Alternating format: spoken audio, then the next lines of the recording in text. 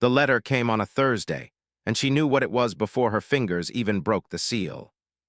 4 years of scraping, mending, lying awake doing sums in her head by lamplight, and it could all end because of a piece of paper with a bank's letterhead at the top. She stood in that kitchen with her heart going like a rabbit's and thought, not yet, not after everything.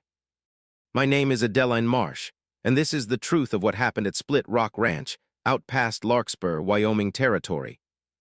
In the years when I was young enough to still believe a lie could be outrun if you just worked hard enough to bury it. I was 22 years old when I told that lie for the first time. I have told it exactly once since, and both times it came out of my mouth clean and certain like something rehearsed, though God knows I hadn't rehearsed it at all. It just arrived, fully formed, the way desperation sometimes hands you exactly the words you need. This isn't a story about cattle, not really. It's a story about what a person will say to survive, and what it costs them afterward, and whether the people who love you can forgive the shape of a thing you built out of necessity. Stay with me. It gets worse before it gets better, and there's a twist buried about halfway through that I didn't see coming myself, even though I was the one living it. The envelope sat on the kitchen table from morning until well past noon, and neither Josiah nor I touched it. Eli had carried it up from town, still wearing his coat, mud caked to his boots, and I read the whole of it on his face before I ever unfolded the paper inside. He was 14 that year, tall enough now that he ducked a little coming through our door frame, and there was something in the way he set that envelope down, gently. Like it might go off, that told me everything I needed to know before I needed to know it. The tin box sat where it always sat, up on the shelf above the stove, dented in one corner, lid shut tight. I didn't reach for it, not yet. Instead, I went to the window and looked out at the east barn. The new roof boards had weathered down over the summer until they nearly matched the old ones. You'd have to know exactly where to look to see where the repair started. I knew exactly where to look. I'd been up on that roof myself, passing nails, holding the ladder steady, freezing half to death in an October wind 2 years back. That barn didn't leak anymore. Whatever else was coming for us, at least the cattle wintering in there would stay dry.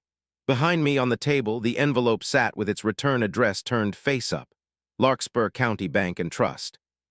I didn't need to open it. The name alone told me the shape of what was inside. September of 1887. 4 years, almost to the week, since I'd stepped off a train onto a platform of 6 unpainted planks with one carpet bag, my mother's old sewing basket, and a lie sitting behind my teeth. Fully loaded, waiting for someone to ask the right question. I had told it so smoothly. That's the part that still unsettles me looking back, not that I lied, but how easily it came. I didn't stumble, I didn't hedge. The words just walked out of me flat and sure, the way you'd recite something you'd said 100 times before, though I had never said it even once. I've run a working cattle operation outside Cheyenne, 4 full seasons. I watched his face for the crack, for the moment he'd catch the lie and send me right back onto that train. The crack never came. He looked at me a long moment, the kind of look that weighs something other than your words, and said only, "All right." Then he picked up my carpet bag, and that, as far as he was concerned, settled the matter entirely. I had run no such operation. What I actually had was 2 childhood summers trailing after my uncle on his spread outside Ogallala, 11 and 12 years old, sunburned and useless, mostly underfoot. I knew the shape of ranch work. I did not know the weight of it. I learned that weight here at Split Rock over 4 winters that nearly broke me more than once. The envelope didn't move. The tin box didn't move. Out past the glass, the barn roof held its color in flat afternoon light, patient, weathered, entirely real, the one true thing I'd actually built with my own 2 hands since arriving. I turned from the window. It was time to open it. 4 years earlier, the platform at Larkspur was nothing much, 6 planks of pine, 1 crooked signpost, rail line running west until the grass swallowed it whole. I'd stepped off that train into a wind that found every seam in my coat and worked its way straight through to skin. There were maybe a dozen people scattered along that platform, and every single one of them moved with purpose, toward a wagon, toward a voice calling their name, toward the ordinary business of being expected somewhere by somebody. I stood still, not from hesitation. I simply had no direction to move in that felt more correct than any other. It was the sewing basket that gave me away, I think, more than anything. A carpetbag is unremarkable, but a woman standing motionless on a train platform in a biting wind, holding her mother's sewing basket like it was the only solid thing left in the world. A person paying attention notices that. And he was paying attention. I saw him before he crossed toward me. Tall in the unhurried way, not a man performing size, just a man whose posture had been shaped by years of working at height. Plain hat, coat open despite the cold, moving across those planks with the particular economy of someone who never spent a motion he didn't need. He stopped a respectful 2 feet off, not crowding. Not distant either. You the one who answered the notice about ranch work? I had maybe 3 seconds to decide who I was going to be for the rest of my life. The notice had run in the Cheyenne paper 8 days prior. I'd read it in a boarding house on the last of the money I'd borrowed from a second cousin, too proud and too desperate to ask her for another cent. Experienced hand wanted. Split Rock Ranch, Larkspur, Wyoming territory. Board provided, wire if interested. I had wired. I had not been entirely truthful in the wire. I'd told myself, somewhere in the back of my mind, that I would find a way to explain everything once I arrived. Some gentler version of the truth I could ease him into. I looked at this stranger, Josiah Hale, and he was looking right back at me with that same measuring patience. Yes, I said. He nodded once, not welcome exactly, not relief. Just the quiet acknowledgement of a fact he could now go and build something on top of. He picked up my carpetbag without asking permission. I kept the sewing basket in my own 2 hands. We walked off that platform into the last amber light of the day, and I understood, somewhere underneath my ribs, that I had just closed off every direction except the one I was currently walking. I wouldn't meet the boy until we reached the ranch, and the ranch was still an hour off, and for a long stretch of that road, neither one of us said a single word. The wagon was old but sound. He'd backed it up close to the livery himself, and the draft horse stood without so much as a shift of weight, which told me something about the man before I'd even climbed up onto the bench. I climbed up unassisted. He didn't offer a hand. I noted that too and filed it away. The road out of town ran flat for the first mile before it began to lift toward a low ridge dotted with juniper. He waited until we'd crested that ridge before he spoke again, and when he did, it was all business, the count, the layout, what needed doing before the freeze came down hard. 31 head of cattle, 1 draft horse already introduced. The east barn needed watching. A section of roof had been failing since the summer before, shored up temporarily from the inside, but it wouldn't survive a real winter without proper repair. The herd would need moving to the south pasture before first frost. He told me the wage. It wasn't generous. I hadn't expected generous. Then, after a stretch of silence, he asked, "You said you managed cattle before?" "Yes," 1 word. It left my mouth and settled into the cold air between us, and I did not take it back, even though every part of me wanted to. He nodded, eyes on the road, and didn't follow up with another question, and that silence cost me more than I expected, because I could already feel the shape of his trust. It wasn't the generous, forgiving kind. It was the kind built slowly out of what a person actually did, brick by brick, never out of what they claimed to be. The sewing basket sat on the bench between us, my leg an inch from it on one side, his an inch from it on the other. Neither of us acknowledged it. It wasn't the kind of thing a ranch hand carried. Brass clasp gone dull with tarnish, handle worn pale from years in my mother's grip, and then mine. It said something about me I hadn't meant to say out loud, and I kept it close to my side the rest of that ride anyway.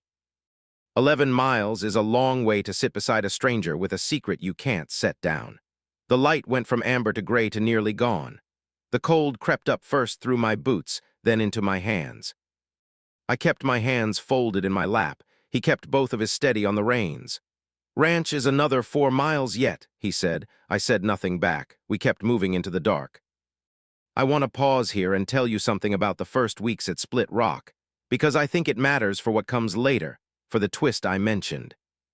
The one that changes everything about why that foreclosure notice landed on our table at all. I was up before Josiah that first morning, before the boy, before the gray had even fully come into the sky. I stood in that unfamiliar kitchen and studied the stove for about 3 minutes and understood it completely, because a stove, at least, was something I actually knew how to operate.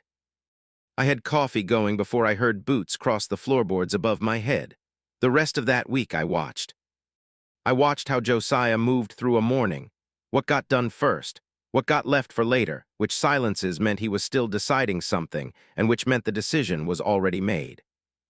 I watched the boy Eli watch me from doorways, one small hand braced on the frame, working out some calculation he didn't have words for yet. I watched the land itself through the kitchen window and tried to lay it over the memory of my uncle's spread, pressing those 2 childhood summers for anything useful the way you press a dried herb, hoping there's still some scent left in it. I made mistakes, small ones, a miscalculation with the feed rotation that the seasonal hand quietly corrected without comment. A miscount on the grain sacks I caught and fixed myself before it became anyone's problem but mine. Nothing that announced itself to the whole ranch. But I felt each one land, the way you feel a stitch pulled a fraction too tight, a small warning tug. The harness was the real turning point, though. There was a bridle strap, cracked clean along a stress line, the kind of crack that splits wide open in cold weather and leaves a man without a working rig on the exact morning he needs one most.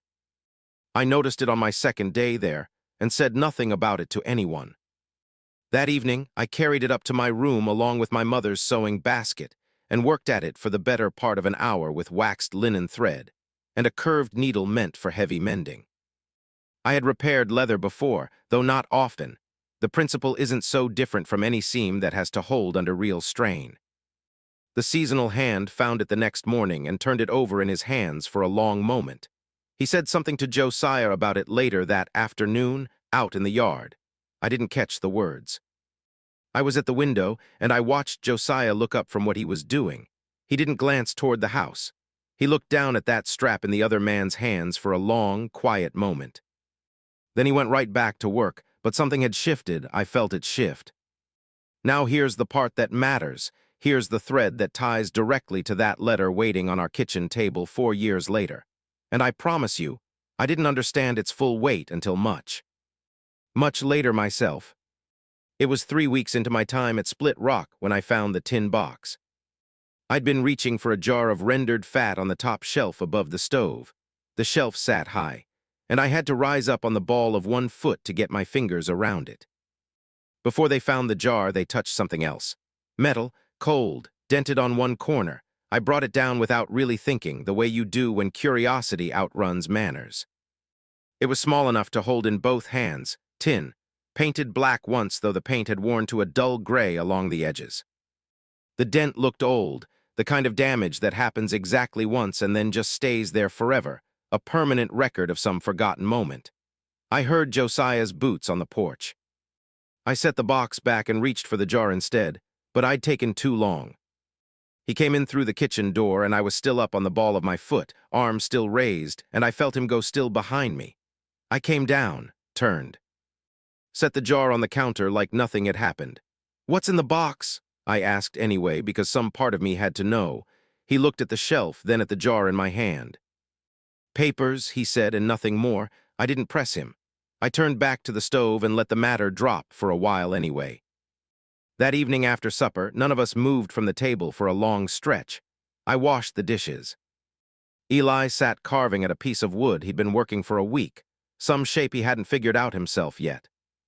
And Josiah sat with his coffee gone cold, one hand flat on the table, fingers spread like he was feeling for something hidden in the grain of the wood itself. At some point I looked up and Eli had fallen asleep sitting up, chin dropped to his chest, the carving still loose in his hand. I looked at Josiah. He was watching his son sleep, and I couldn't read a single thing on his face, except that it was the face of a man watching something he didn't know how to keep and couldn't afford to lose. Neither of us moved to wake the boy. The candle burned down another 1/4 inch. Outside, the wind pressed steady against the glass the way October wind does out there, unbothered, certain of itself.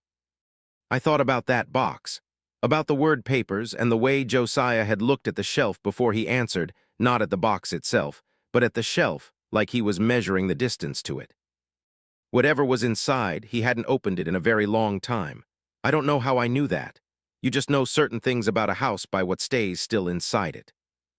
Now let's come back to that foreclosure notice, because this is where the real trouble starts, and I want you to understand exactly what we were up against. The notice had been sitting on our table for 3 days by the time I finally moved it. Josiah had set it face down after his first reading, one corner slightly lifted by a draft that had since gone still. Eli ate breakfast around it both mornings without asking a single question about what it was, old enough by then to know some things you don't ask about until someone offers. On the third evening, once supper was cleared and Eli had gone up to bed, I went to my room and opened the bottom drawer of the pine chest. Beneath a folded wool skirt, I lifted out a worn brown envelope, soft at the creases from a great deal of handling. Inside were 11 pages in my own hand, rewritten 4 separate times across 11 months. Those pages weren't clean copies. They carried the whole record of my thinking, margins full of notes, lines struck through, words chosen and then rejected and then chosen again. I brought the envelope to the kitchen table and sat under the lantern light and read through it slowly, the way I'd read every previous draft, not to check it for errors. To hear it the way you'd hear a piece of testimony, and make certain it said precisely what it needed to say and not one word more. Here's what I hadn't told Josiah, what I'd been carrying alone for the better part of 2 years. Back in the spring of 1885, the very first time I'd seen inside that tin box in his presence, I found a surveyor's field note tucked at the bottom, handwritten, dated 1876. That did not match the boundaries recorded on our deed. The discrepancy was small, 23 acres along the southwest edge, where our land met a dry creek bed that shifted position with every spring thaw, small enough to be a clerical error. Small enough, too, to be something else entirely. I wrote 3 separate letters to the Territorial Land Office over the following year, each one asking a careful, narrow question, signing only my initials so as not to draw attention before I understood what I was even looking at. The answers came back slow and only partly complete, but they came, and what they eventually told me was this: the original 1876 survey had been conducted by a man no longer anywhere in the territory. It had never been formally contested, and it had created a real ambiguity in our recorded deed, an ambiguity that a neighboring rancher, a man named Dutch Renner who'd been buying up parcels along the creek for years, had been quietly pressing against through his own correspondence with that same land office. Our debt, $2,400, give or take, was secured against our full acreage. If that acreage was legally in dispute, the security behind the loan was weaker than the bank believed. And if the security was weaker, a creditor with the right information could move to call the note far sooner than they otherwise might have. I understood all of this a long time before I understood what, exactly, I was supposed to do about it. The letter I drafted explained every piece of it, the surveying error, the recorded date, Dutch Renner's quiet correspondence, which I'd managed to get my hands on through a records clerk in Cheyenne who owed a favor to a woman who had once, years before, owed one to me. I folded the 11 pages carefully along their existing creases, drew a fresh envelope toward me, and addressed it under the lantern light. My hand didn't shake at all, which surprised me more than anything else that whole evening. The letter went out on a Thursday morning that November, tucked beneath 2 other pieces of mail at the bottom of the Larkspur post bag. I told Josiah nothing about it, not yet. December arrived the way it always did out there, not gradually, but all at once, like the land simply made up its mind overnight. The temperature dropped 14 degrees in a single evening. By morning, frost had crept along the inside of the window glass, and our draft horse stood in a cloud of its own breath at the fence line, entirely still. Josiah had been watching that east barn roof for weeks by then. I'd seen him watching it, jaw tight, the way a man watches something he can't yet afford to fix properly. The real trouble wasn't the age of the boards. It was one section over the south corner where 2 beams had been laid without enough overlap. And a hailstorm 3 years earlier had found that gap and slowly widened it season by season. He'd patched it twice already. Each patch lasted exactly 1 winter and no longer. On the 3rd Tuesday of that December, he climbed up alone with a bundle of cedar shingles and a mallet. I watched from the kitchen window for 11 full minutes. Then I pulled on my coat and my heaviest gloves, the pair with the split seam along the right thumb, and went out and climbed the ladder right behind him without a word of announcement. He didn't turn around. He shifted a little to the left to make me room. I set the extra nails I'd carried out beside his knee. He looked at them once, then went right back to work. We worked for 2 solid hours. The wind picked up around the first hour and never let up after that. My ears went numb. I said nothing about it. Neither did he, though at one point he angled his own body between me and the worst of the gusts, and I understood exactly what that gesture meant, and neither of us acknowledged it out loud. When we finally climbed down, Eli had coffee waiting inside. Weak, a little scorched from heating too fast, but hot, and that was all that mattered. He'd set 2 cups out without being asked, one on each side of the counter, the way I sometimes did it myself, and then sat at the table with a book open in front of him, pretending very hard to be reading it. I looked at the cups. I looked at the boy. He turned a page he almost certainly hadn't read. I picked up my cup and stood at the window, watching the barn roof against the gray afternoon light. Josiah came to stand beside me, close on my left, his own cup in hand. Neither of us said a word. We didn't need to. That roof held through January. It held through February. The south corner never moved again. Now, the confession. This is the part I've been building toward, and I won't pretend it was easy to live through, let alone tell you about now. The second foreclosure notice arrived on a Thursday the following September, tucked between a seed catalog and a letter from the county assessor. I found it on the table when I came in from the garden, still holding my trowel. I read it standing up, then set it back down exactly where I'd found it, and went right back outside to finish pulling the last of the squash and stacking it against the fence. Because some part of me needed my hands to keep moving, or I was going to fall apart right there in the dirt.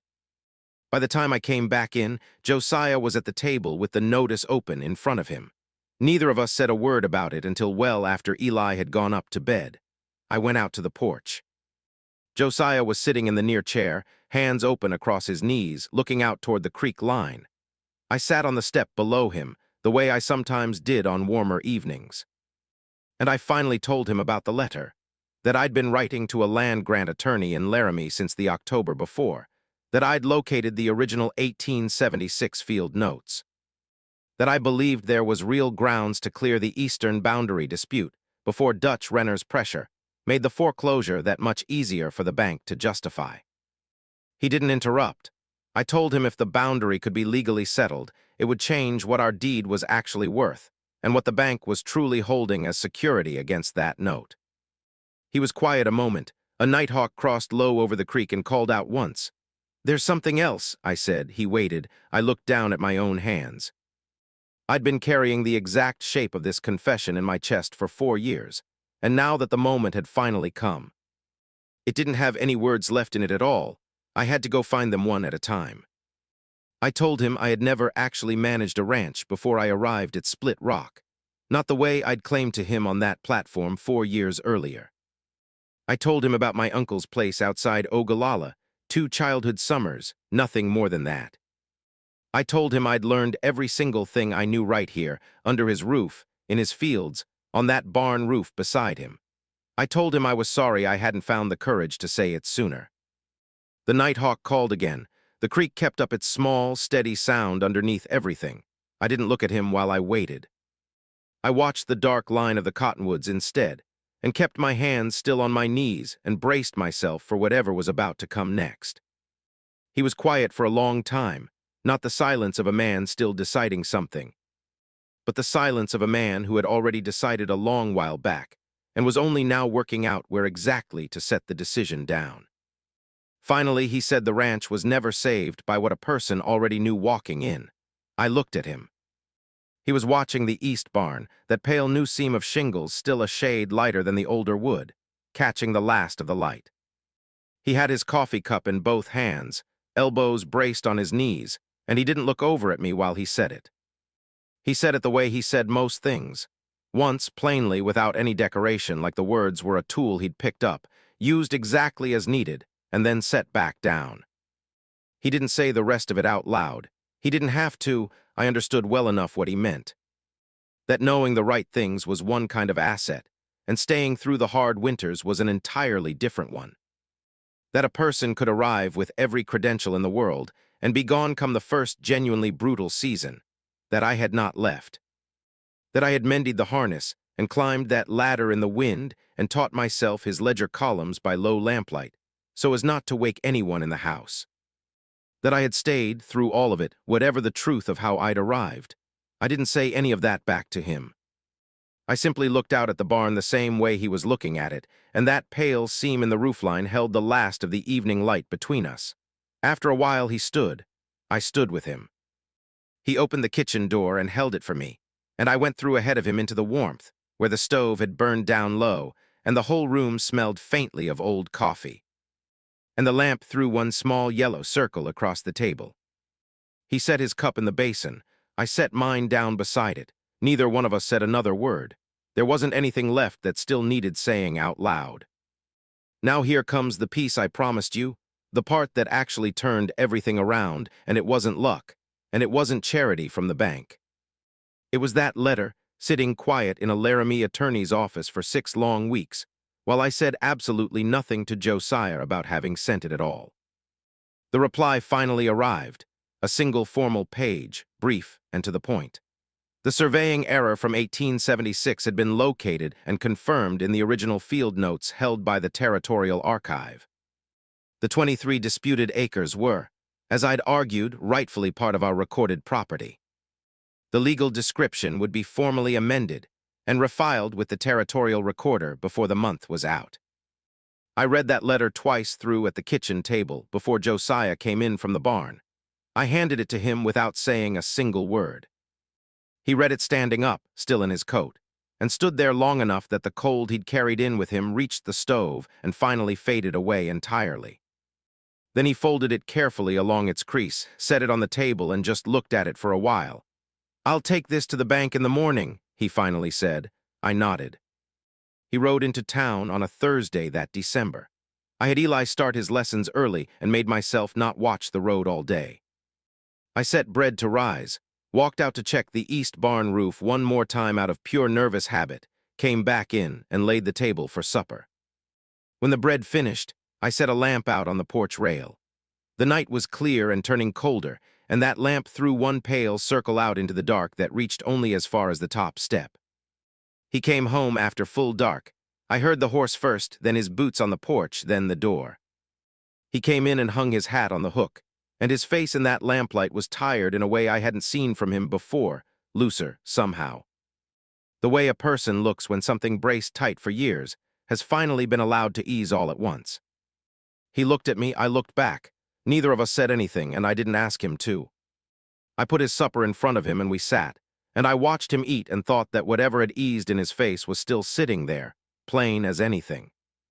Like a tooth that had ached for years had finally been pulled, and the whole mouth hadn't quite learned yet what to do with the sudden absence of pain. By March, the frost was still coming most nights, but the herd had wintered better than any year before it, and that east barn roof held strong through every single storm that tried it. On a Friday morning in April, I came in from the yard to find Josiah already inside, unusual, since he rarely came in before 8. He was standing at the kitchen table, hat still on his head, and there was a folded paper laid out in front of him. I looked at it. He looked at me. He took off his hat and hung it on the hook, then came back, pulled out a chair, sat, and pushed that paper across the table toward me. I picked it up. The ink still had a faint sheen where the morning light caught it through the east window, frost still clinging to the lower corners of the glass. I read it through once. My name was there beneath his, written out in the same formal, weighted hand as the rest of the page. He set a pen down on the table between us. I looked at the pen, then back at the paper, then I picked it up, found the line, and signed. I set the pen down. He folded the paper once along its new crease and carried it over to the shelf above the stove, setting it right beside the old tin box, dented in the same corner it had always been dented in. Sitting exactly where it had sat the very first morning I'd walked into that kitchen 4 years before. Out past the window, I could hear Eli somewhere near the east fence, boots on half-frozen ground, a gate swinging shut. 14 years old now, and he moved through that yard with his father's exact same unhurried certainty. I went back to the stove and checked on the bread. The frost on the glass had already started to melt at the very edges, where the morning light hit strongest, pulling back in thin, bright lines the way water finally does when it's found its way free. That's the whole of it. A lie that got me through a train platform I had nowhere else to walk off of. 4 winters of learning the hard way what I'd claimed to already know, and one 23-acre boundary line. Buried in a dented tin box that ended up saving all of us in the end. I still think about that first lie more than I probably should. Whether I'd tell it again, knowing everything it eventually cost me to carry and everything it eventually gave back. I honestly don't know. So tell me, if you'd been standing on that platform in my place, carpetbag in one hand and nowhere left to go, would you have told the same lie I did? Or would you have found some other way through? Let me know down in the comments where you're watching this from tonight. I always love seeing how far this story travels. And if you stuck with me all the way out here to the end, do me a favor and hit like, subscribe if you haven't already, and I'll see you in the next one.